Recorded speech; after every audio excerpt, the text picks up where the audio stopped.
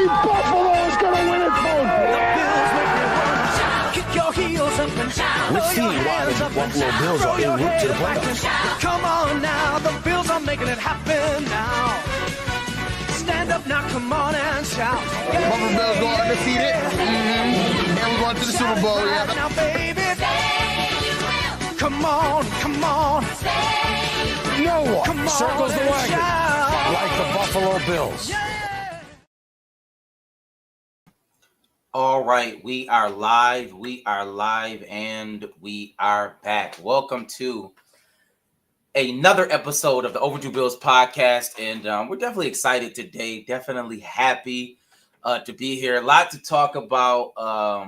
Some people say preseason matters, some people say preseason don't matter, but I guess we're going to get into it today.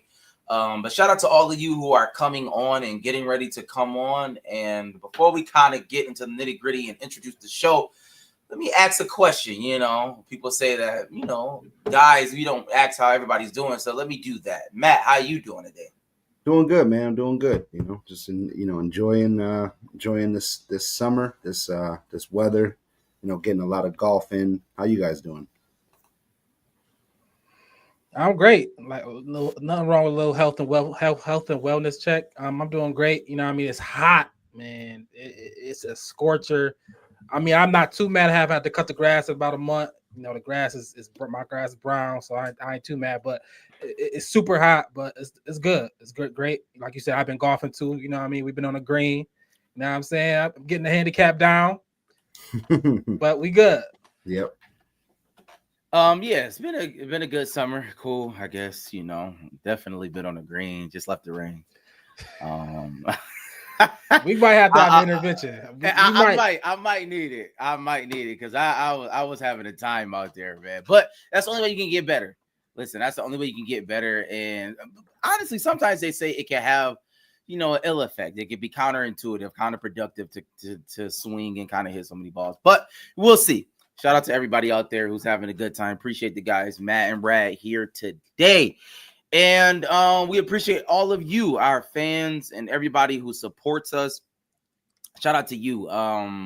Those of you who go to the website, overduebillspod.com, overduebillspod.com. That's where you can find all of our merch, all of our content, all of our Facebook, Instagram, Twitter, all of our pages, everything Overdue Bills. You can find it at the website. So we ask you to go there. Shout out to Buffalo fan base. We appreciate the collab with them. It's been really a great few years. So shout out to them. Shout out to 26 Shirts and the whole team. We definitely appreciate them. And Matt, you have to let people know before we get in. Everybody, if y'all got a chance, just go subscribe to the YouTube channel. We're trying to get to 500. Let's say 500 right before season end. We're trying to get to 500 subscribers. Help us out. Maybe Matt get a tattoo. Overdue Bills tattoo if we get to 500, right? Nah, we're not gonna do that. We'll think of something though. We'll think of something. All right. Can't go that extreme. All right. Maybe we get to 500,000 or something like that. We'll talk about it. Yes, so 500, we get to 500 subscribers on YouTube. By the end of the season, we'll have a surprise for lucky some free merch, something. So we're gonna do something. Shout out to everybody watching. And just go to the YouTube. It's it's the link. If you watch it, it's the link somewhere on here. You can see it on the channel and everything. Just go to the YouTube. We're trying to get to 500 subscribers. But you can go, Matt. My bad. No, you're good, man. So obviously we have our presenting sponsor, of course. AOG Cigar Lounge. So this episode and every other episode of this season is brought to you by AOG Cigar Lounge. AOG Cigar Lounge, located at 3495 Delaware Avenue, is the premier cigar lounge in Western New York. AOG has a welcoming atmosphere to all levels of cigar smoker and an amazing selection of your favorite cigars and a massive selection of drinks to pair with them. Awesome deals. Stop in today. Get some work done, catch a game, or just catch up with some friends, man. It's an awesome place to go and hang out, smoke a cigar. They got great deals on drinks. We're working on some deals coming up for the season. Maybe we'll have some games there. We'll have a little event. So I'm working with the guys over there now to figure out what we're going to do for the season. But definitely check those guys out, and you won't be mad if you do. Shout out to AOG Cigar Lounge. We appreciate them for being our presenting sponsor. Definitely, we want you to go tap in and check them out effective immediately. Preseason is happening. The Bills season is happening. It's just a great time to be able to watch the game and smoke a bogey at the same time in a nice, safe, clean environment. Please go check them out. With that being said, y'all know how we start every show with the quick question of the day. Quick question of the day. And I generally ask these questions preseason. I've been in a trivia kick. We all know that I've been in a trivia kick. And I want to see if you guys can get this answer. It's kind of stumped me when I was looking this up. I've been looking up these trivia questions, trying to get ready for the pod. And let me ask y'all this. Which former or current quarterback, current Bills quarterback, threw for over 200 yards in a single preseason game in 2019? Oh my! This is super again. Specific. Okay. It is current or former Bills quarterback who threw for over 200 yards in a preseason game, in a single preseason game in 2019. Here are the multiple choice. Okay. Josh Allen, Matt Barkley, Nathan Peterman, or Tyree Jackson. I'll repeat. Josh Allen, Matt Barkley, Nathan Peterman, or Tyree Jackson.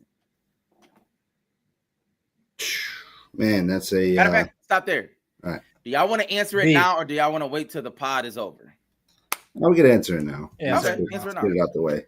B. Barkley. Matt Barkley. Okay. I'm gonna say Peterman, man. I'm gonna say Peter. It's a Pete. You know, feel like he got a bomb in or something like that. That added to that 200. I don't know. Both of you are wrong. Tyree Jackson. Tyree Jackson. He a tight end. Shout out to Tyree, UB product. He was a rookie out of UB. Yeah, UB product. Shout out to him. He had a good preseason game and he threw for over 20 yards. It's crazy. It's not our Josh Allen. And I thought honestly, I was like, oh, maybe Josh Allen had a good game in there. Nah. But it's Tyree Jackson. I don't think he played Josh that Allen long. did play preseason though.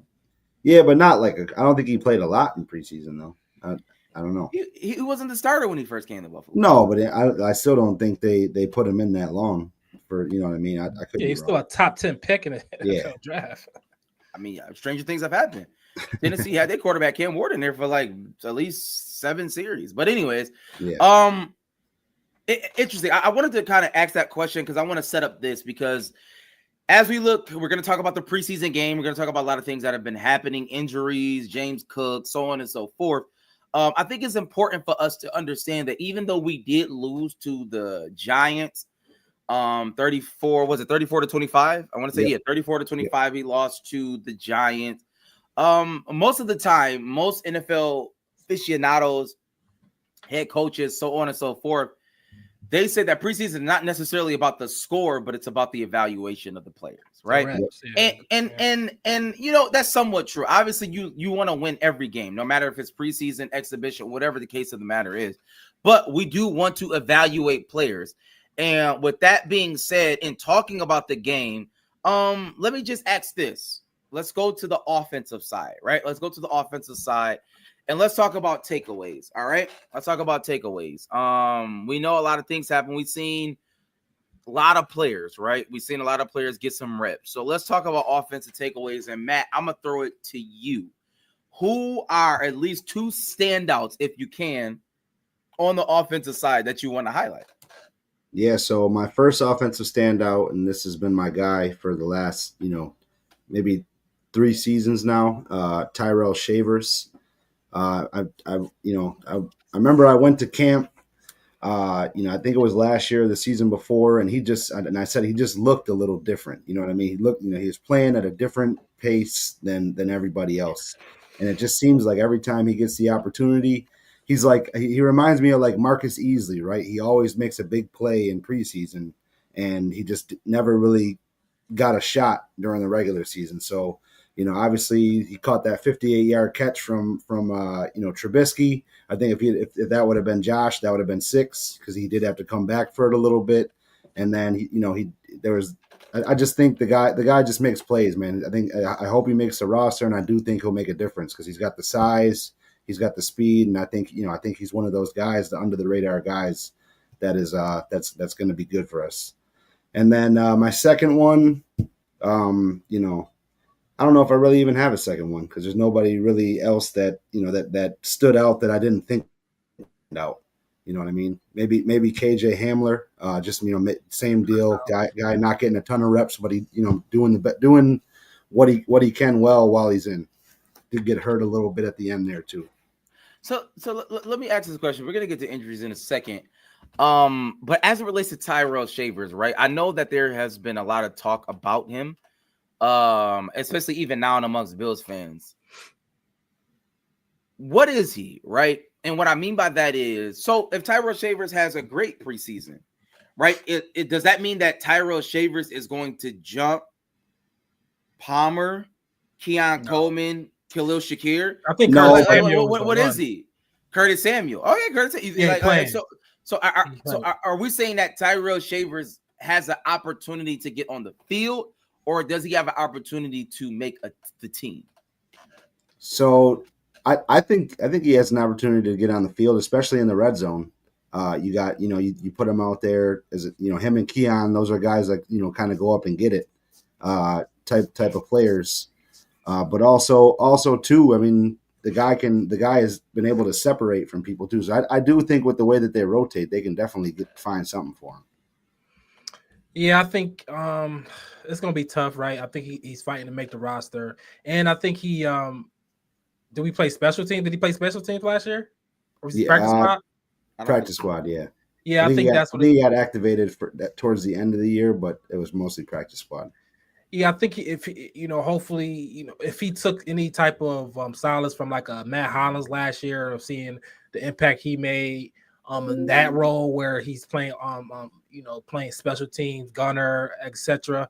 I think that's where he can potentially get on the field faster. But as far as offensive schemes and trying to get him on the field and taking away from Keon, Shakir, Palmer, even Curtis Samuel, who we paid, right? So I think we're gonna definitely want him to get on the like everybody else. We either high end draft picks or people we paid money. So I think it's tough for him. But I mean, I'm wishing them all. I'm wishing them all the luck. And like you said, I mean, if it was a touchdown, I think it would have been going a little bit better for him. But I think he looked good. But I don't know, who he can jump on that depth chart. And I think that's my issue is. Listen, no disrespect to Tyrell Shavers. I hope that he does make the team, long success, right? But it doesn't matter. Like it does not. No, I'm just being honest. It's not moving the needle. Like if Tyrell Shavers is not better than Curtis Samuel, then Tyrell Shavers is not good. Like that's that's just a fact because Curtis Samuel is not good. You get what I'm saying? Like he's just not a good player at this point in his career.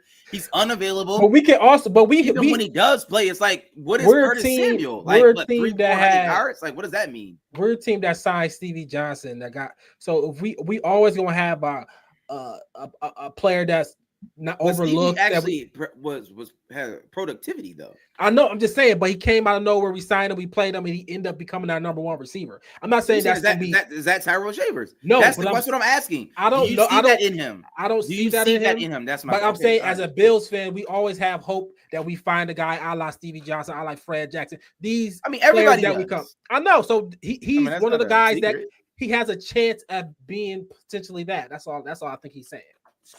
Matt, do you feel like Tyrell Shavers has the potential to be a number one receiver in the league? That's what Stevie Johnson was. Right now, no. I mean, I'm talking our roster. Maybe I'm not sure, but our roster, no, because we got Shakir. You got Palmer and then Keon Coleman, but I do think he can crack, that 3-4 spot though. I think like it could make it easier to move a Curtis Samuel or somebody like that if he stepped up and produced. So, Rad, let me ask you this as it relates to the offensive takeaways. He said Tyrell Shavers, right? And we just kind of litigated that. I know it was the first preseason game. It was a lot of backups. Do you have any persons you want to highlight? I guess I could shout out. I could shout out the just the quarterbacks play well, right? We got a Superman back there. We got Josh Allen who haven't missed games. And knock on wood, I'm not saying he I don't want but it's always a possibility, especially the physical nature to play with. Mr. Trubisky and Mike White, they both started meaningful games in the NFL. Mr. Trubisky played some playoff games. He's been terrible. We know as a starter, but maybe as a somebody who would come in, they both I guess they fighting. Maybe Trubisky got locked up. Maybe Mike White is trying to fight to get that second quarterback role. But they all play good. None of them play terrible. They all move the ball. They all have multiple touchdown drives. So I guess the backup quarterback position isn't a complete dud. Which I felt like it always been. Trubisky potentially might be playing better, and maybe Mike White is pushing him. We'll see, but that's the only takeaway I got. I don't think anybody else. Ty Johnson look good. He's gonna play. He's gonna play. But nobody else really. Ty Johnson, Ray Davis, but nobody else really. I feel like play as far as the backups that I think is gonna have an impact. We're gonna talk about the running back room in a few, but as it relates to offensive takeaways for me, you know what? Really, I have an issue with, and I'm just gonna be honest. More and more,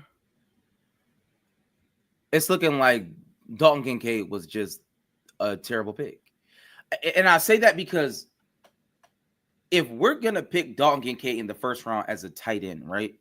Then that means that if he's playing in a preseason game, coming back from somewhat of a down year, injured year, whatever the case is, I think he should be hyper targeted. Why is he not that player? Right?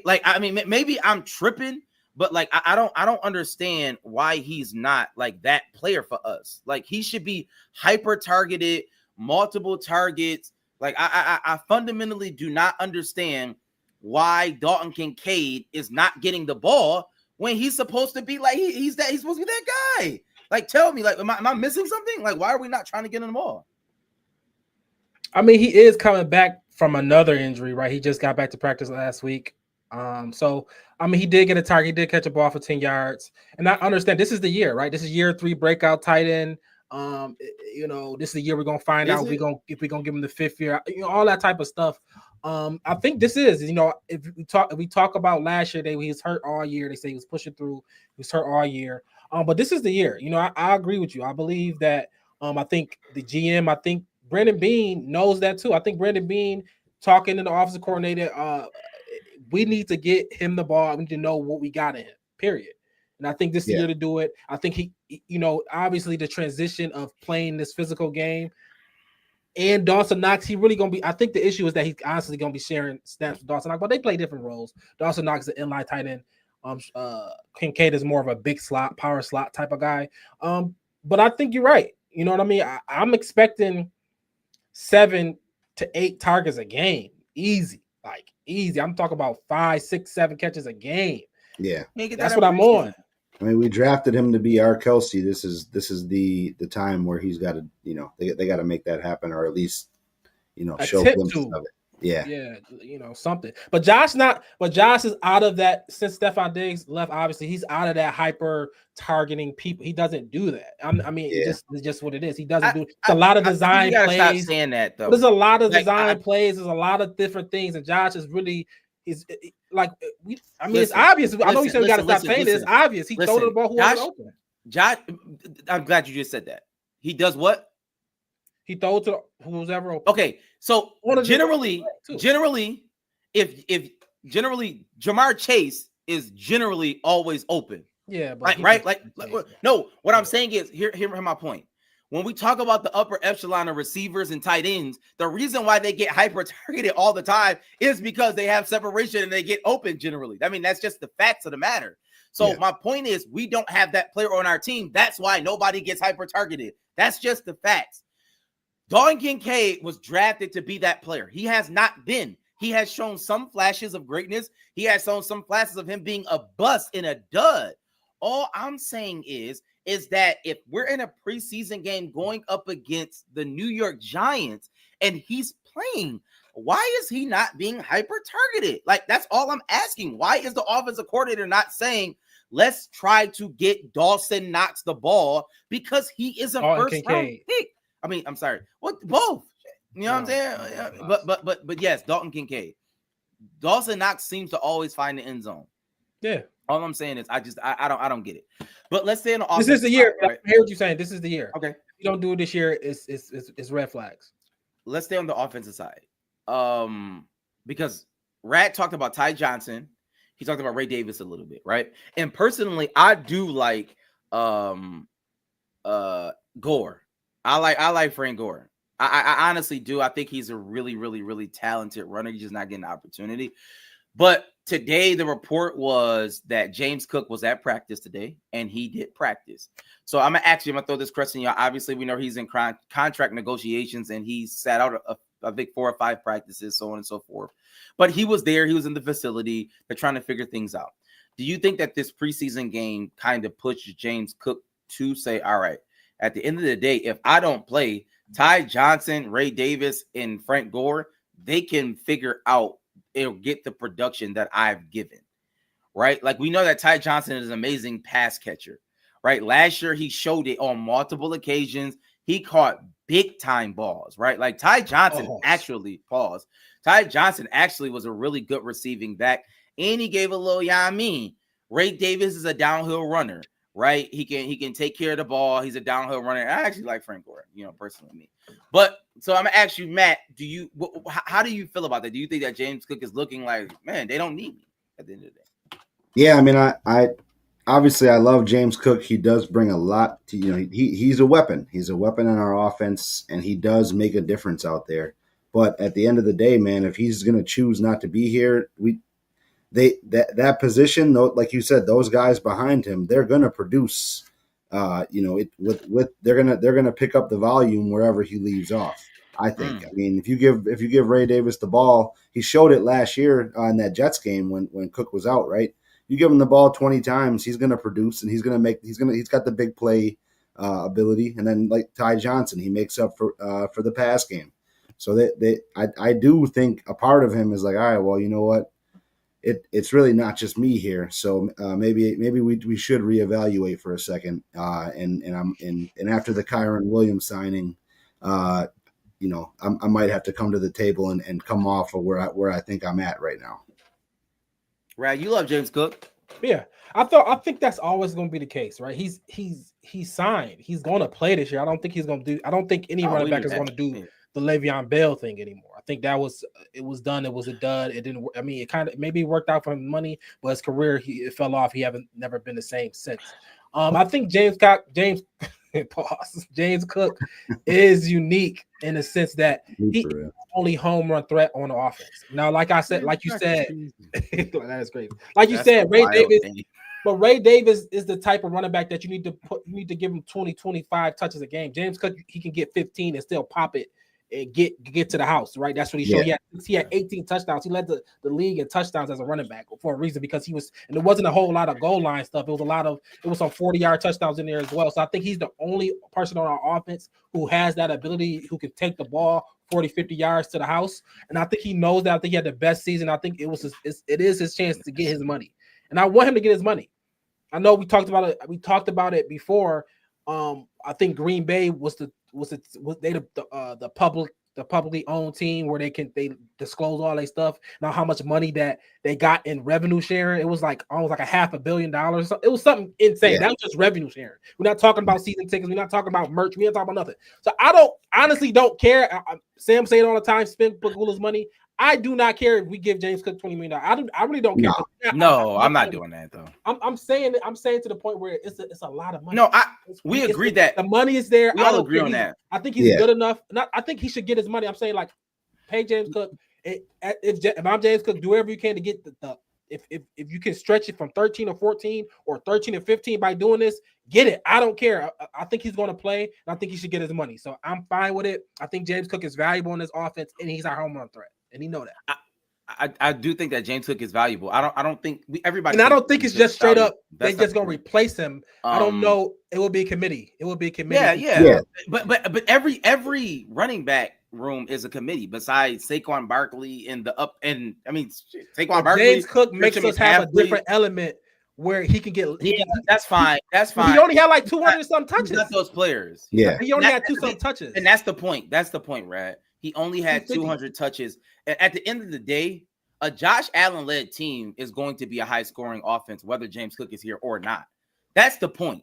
I think that's what Brandon Beane knows. Everybody knows that. Just like you can have Isaiah Pacheco or Jared McKinnon in a Chiefs-led Chiefs offense, and it doesn't matter. They're going to score the ball. We're going to get to the playoffs. We're going to get to an AFC Championship game. Period. Yeah, so, but our offense over the last 3 years have changed and became more of a run-centric. Nobody's offense. denying that. I'm not denying that. But so I don't think you just put anybody. Running backs are a dime a dozen, right? Running backs are a dime a dozen, and every year it bodes well to see that. Like, even look at Chase Brown. Like, who knew Chase Brown was good?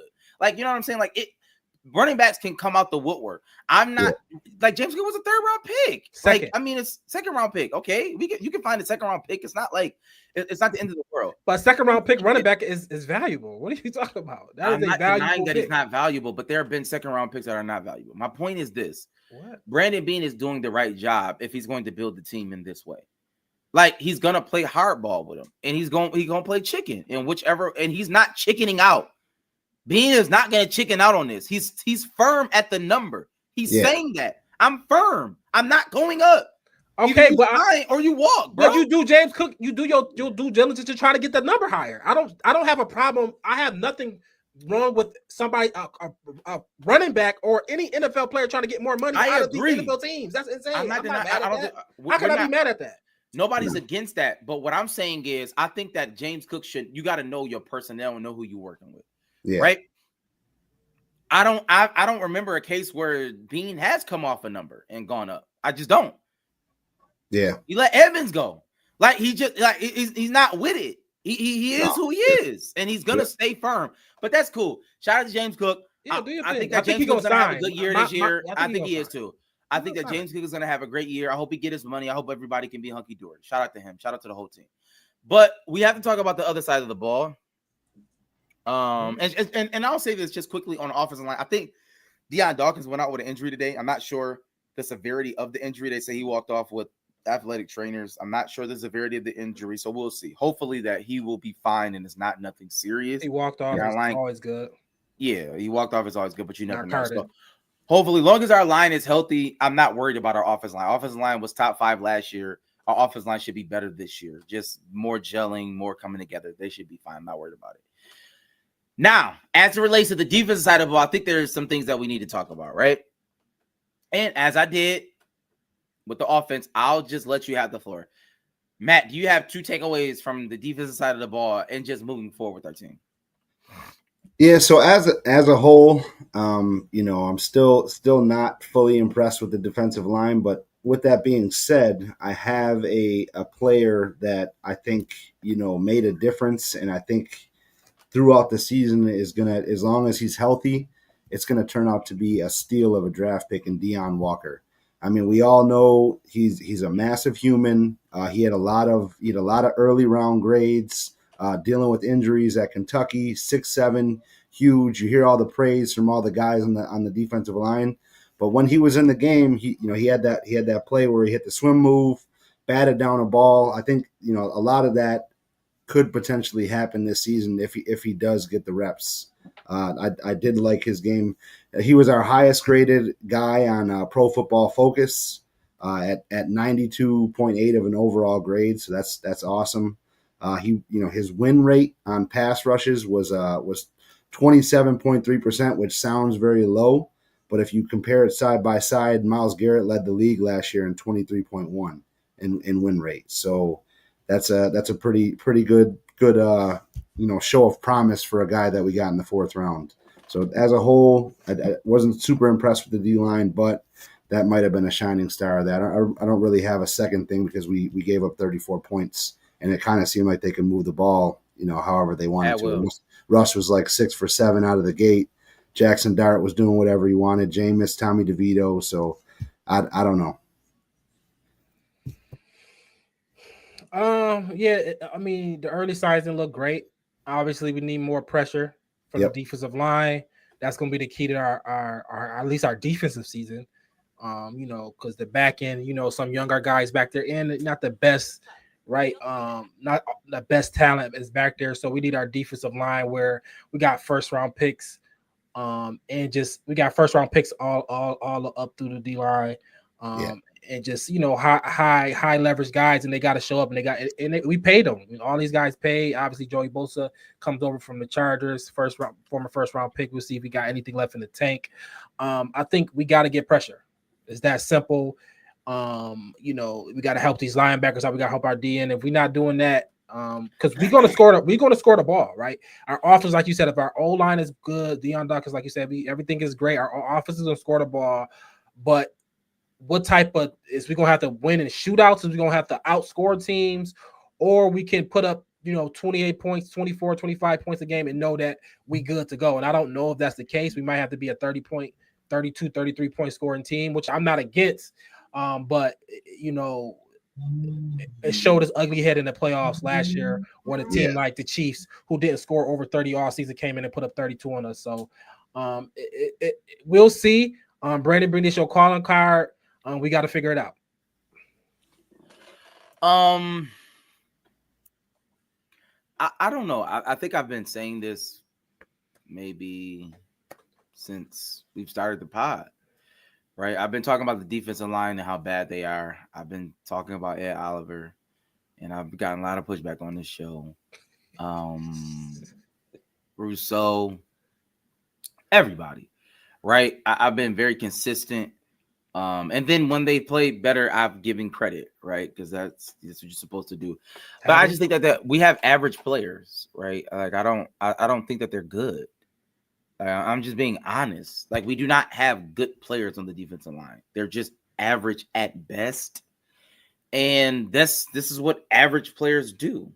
Like I mean, I don't know what else y'all want me to say. Like it's a fact. Average players play average. Like, that's just the facts. Average players play average, and that's what we have. We have average players running the mill. You know what I'm saying? Like, we don't have standout players. If it's 32 NFL teams? Mm-hmm. Right? We're probably bottom 10? You know what I'm saying? Like, if you look at, like, as far as our defensive line, they're probably, like, every position, they're probably in the bottom 10. Like, I would say, like you know what I'm saying? Like, they're like, if you just line up all the defensive tackles, all the ends, bottom 10. We have good linebackers. I can't say that. I mean, obviously. Well, you're a homer. No, I mean we got Joey Bosa, who's one of the best pass rushers. Stop. In the Joey NFL. Bosa had 5 sacks in the last 3 years. Like, stop. He was hurt. Stop. 2 out of those 3. But stop. Well, this stop. Yeah. Stop, man. Stop. I mean, this is what I'm gonna say. I'm not gonna go as far as saying they're not Von good. Miller. Like Von Miller was awful. Yeah, but that was talking about? But it was a signing that we wanted to trade it from the year before. So I mean, I'm not gonna. Yeah, and I'm not gonna put Brandon Beane for that. But I would say this: Brandon Beane, the sign, like the 2 positions that Brandon Beane is trying to get right by the signings is obviously wide receiver. He's been signing wide receivers left and right here and there, and defensive line, defensive tackle. I'm the 2 ones where I think he knows where he's trying to figure it out. Because I mean, we signed, like you said, Joey Bosa. We brought in Michael Hoyt, who he's just going to be suspended for 6 games. Yeah. Larry Ogunjobi. We drafted 2 defensive tackles, D-line defensive. Like he brought in 5 or 6 different defensive line this offseason alone, right? So he know that it's a quote unquote, I guess, weakness, or he wants to improve. Yes. Or we need to get better. I understand that. Based on what Brandon Beane signing and where he put his money in this offseason is the defensive line. Bringing in Joey Bosa, it shows you like he hoping for just something. He grasping that somebody get double digit sacks. Somebody get 12, 13 sacks. Can we find that player to get that? And I don't know if we have that on the team today right now. I was hoping Rousseau take that jump. He's not that. Okay, so we can all agree that Rousseau is not that player anymore, right? I don't know. We'll see. Oh my God. Like, dude sucks, bro. Like, I'm just being honest. Like, Gregory Rousseau, he's just not him. He's not a top 5 DN. No, he's not top 5, but he's an average defensive end at best. All I'm saying is I'm not looking at our defensive line to do anything more than what they should do. They're average. Like they are just average. Period. In a discussion, I love our a lot of resources has been put on the defensive line, and that doesn't mean that it's supposed to be good. Christian Benford is him, right? In my opinion, I think he's the best cornerback in the league.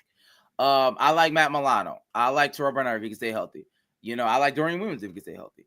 I think Trey White is a decent player at best right now. Teron Johnson is an idiot. He doesn't know how to tackle the right way.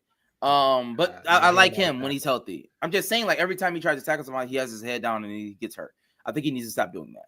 But cool. I think our safeties are going to be good. Like I think our secondary is above average, top 10 in the league. I think our linebackers top 10 in the league. But when you look at our defensive line, we're bottom half of the league, and that's the problem. And we throwing money at something and is not doing it instead of going after the big kahunas. That's all I'm saying. We tried Von Miller. Strategy. What do you mean? Von Miller was a hit. Von Miller for 13 games, he was a top 5. I'm not mad at Von Miller. And he got hurt. That happens. All I'm saying is then do it again. Replicate that because that works. We still paying him and stuff. Like you just can't.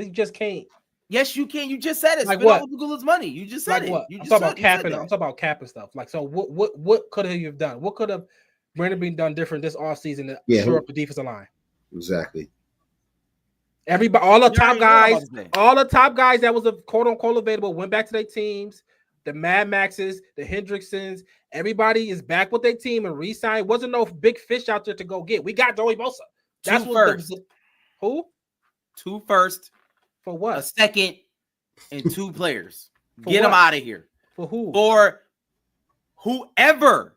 That's what I'm saying. Brandon Bean called and was rejected a lot on these high-end. Did they call him? Did they call Parsons? Yes. Did they call him? Bro, come on. I don't know if he did or not. Nobody's talking about it. I didn't hear that. So you willing to give up? Well, Parsons not 2 first. He's probably 3. Yeah, okay, 3. Yes. What the Dalton Kincaid? You think I care about him? You think I care about Harrison? He's not going to get on the field. Dallas is not care about any of those players. But Dallas is at all. Trading. Yes, trade 3 first rounds. Give him Rousseau and whoever else. Bro, like give them all. Give me Parsons. That's 17 sacks. He's not trading Micah Parsons. Him. Dallas Cowboys is not trading. They're not. I'm telling you, they're not. Stranger things have happened. They Not traded really. Bo Jackson. They stranger things have happened. Yes. What? Anyways, let's move on. I'm just saying in the NFL, like there have been great players that have been traded. That's all I'm saying. Yes. But they're not trading him. Oh, well, remains to be seen. 3 first rounds to do it.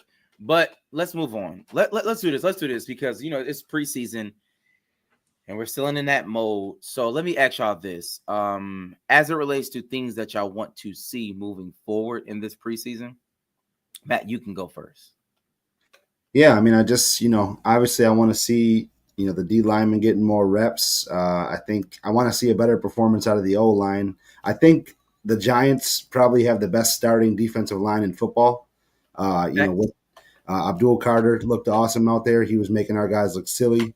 Dexter Lawrence, you heard Jason Kelsey talk about him, said that he's one of the most, he was the hardest guard ever. You know what I mean? And then, they have Thibodeau and Brian Burns. They got a very talented. How did they get Brian Burns?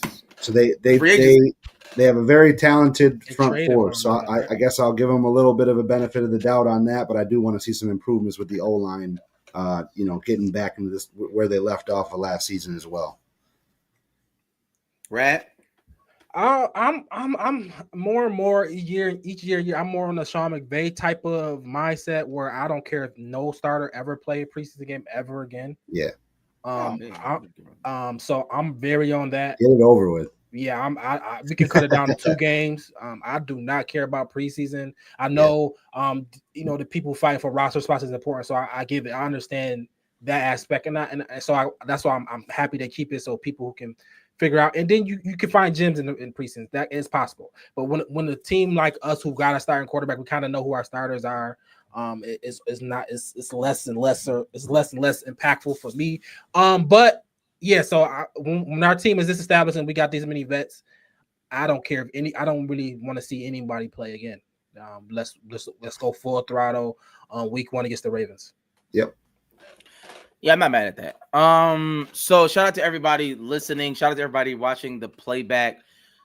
We definitely appreciate you. We're trying to come. Probably we're gonna try to hit every week now. I mean, we're in the thick of it at this point, right? Preseason game. So just be on the lookout for the advertisements on the episodes. We definitely want to be here. We definitely want to walk you through the season. Hopefully we can get to the Super Bowl, the pinnacle. But yeah, anybody else has anything? What's your thoughts? All right, Hard Knocks is tonight, 9:00, Tuesdays, 9:00. So what's your thoughts? Episode 109, Hard Knocks. Did y'all watch it? Any takeaways? Yeah, I watched it. I liked it. It's typical Hard Knocks. I'm interested to see, how you get that the player, that you don't know if it's going to make the team. I'm wondering who they're going to highlight in that aspect of it, because I don't think we got that in episode 1. Kind of like maybe your boy Shavers. Yeah, that's what. Yeah, I'm thinking that's the route they're going to go after that preseason game. Yep. So Buffalo Joe, that'll be a good spotlight. So I'm interested to see that. But I thought they did a good job with it. Yeah, yep, little IR settlement. But yeah, I no, to answer your question, no, I didn't watch it, and I don't think I am going to watch it. Really? Well, I don't care. And I fundamentally don't care. I think honestly we got it because of who Josh Allen married, and I think that's kind of how they're just setting it up. Like, I mean, he's a rock star, period. But the fact that he married a movie star, I think. You think she's gonna be in it more? I don't know if she's necessarily going to be in it, but I think that adds to it. The NFL or Hard Knocks, whoever wants to go for that audience, they want to bring those, women in, so on and so forth. So I think that's the vibe. But I'm not going to learn anything that I already don't know, and I don't care about the drama. Like, I kind of just I don't think that it's not a distraction to our team. I'm happy that we're getting the national coverage because it could be another way, right? So shout out to our team. But at the end of the day, we're in a Super Bowl feat. Like, we're trying to get to the Super Bowl. Yeah. You know what I mean? Like, let's go. Let's go. Let's get to the. I'm ready for the season. And I'm more so looking at just the nuances of, I guess, of if they're gonna get into the Kincaid talk, if they're gonna get into James Cook, if they're gonna get into, I want to know how those things go. Obviously, James Cook is probably going to be featured on this episode, his holdout, and all that type of stuff. And shout out to Kenny. Shout out to Kenny. Kenny Harris. He was cutting Deion Dawkins on there, so he was in there, signature cut. Shout out to him. Kenny. I just seen him on green the other day, so shout out to Kenny. So that was dope to see him on there, and we probably go see some people from the city on there potentially. So I think that's always dope. People getting on there and spreading what they do. So. Shout out to Hard Knocks. Shout out to the Bills. Always. Sure. No doubt. All right. With that being said, appreciate everybody. Listen, shout out to Buffalo fan base. Shout out to AOG. Matt, you got anything to say about AOG? No, just check out what we got going on with those guys. Like I said, we're going to be working on something. We're not going to be on next week. We'll be on the week after, and then we'll have we'll do our 53-man prediction. We'll do, our season prediction. We'll have all that stuff lined up for you guys. So definitely stay tuned for that. And then, we'll get right into the swing of things with the home opener. Yeah. Last thing, just subscribe. Y'all subscribe to the YouTube. We're trying to get to 500 by the end of this season. Subscribe to the YouTube. It's there somewhere down on the link. So subscribe to the YouTube. Overdue Bills. Overdue Bills Pod. That's the YouTube. So yep. Definitely hit subscribe. Absolutely. For sure.